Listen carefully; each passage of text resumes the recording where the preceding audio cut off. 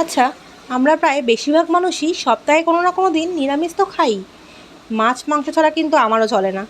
তাও ওই যে বললাম, নিরামিষ সপ্তাহে একটা দিন খাবো, তাতেই আমার যেন মাথায় হাত পড়ে যায়। একঘেয়েমি পটল পনির খেতে কি আর ভালো লাগে নাকি? তাই ভাবলাম আজকে একটু কাজ করার কোপ্তা বানাই।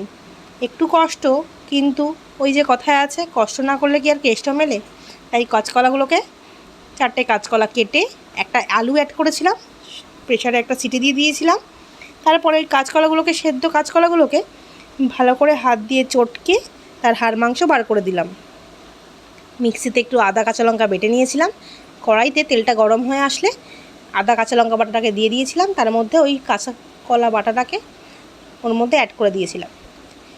এবার কাঁচকলাটা ততক্ষণ না শুকিয়ে আসছে, একদম টান টান হয়ে আসছে, কারণ কাঁচকলার মধ্যে একটা জল জল ভাব থাকে, ওটাকে একদম টানিয়ে নিতে হবে। পরিমাণ মতো নুন মিষ্টি দিতে হবে, ভালো করে টানিয়ে নিয়ে কড়াইতে এটা নামিয়ে নিতে হবে।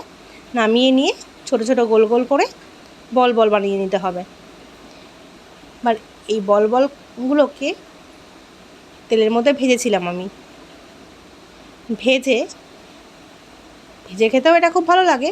ভেজে তারপর ঝোলের প্রিপারেশন করব। ঝোল করার জন্য কড়াইতে তেলের মধ্যে ফোড়ন দিয়েছিলাম জিরে আর তেজপাতা, আর মিক্সিতে একটু আদা,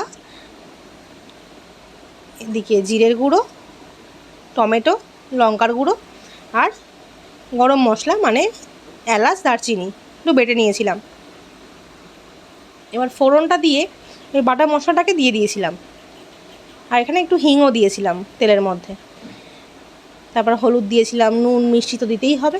মশলাটা একটু ভালো করে কষে আসলে তারপর ওই যে বলগুলো ভেজে রেখেছিলাম কোপ্তাগুলোকে একটু গরম জল অ্যাড করে এর মধ্যে কোপ্তাগুলোকে দিয়ে দিতে হবে, ফুটিয়ে নামিয়ে দিতে হবে। লাস্টে নামানোর আগে একটু ঘি ছড়িয়ে দিলে ভালো লাগে।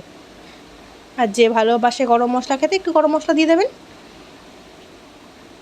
আপনারা কিন্তু সবাই জানাবেন কেমন লাগলো আমার এই রেসিপিটা, আর বাড়িতে একবার সবাই পারলে ট্রাই করবেন। ভুল ত্রুটি হলে অবশ্যই জানাবেন, ভুল করতেই মানুষ শেখে। ভালো লাগলে একটু লাইক করে দেবেন। সবাই খুব ভালো থাকবেন।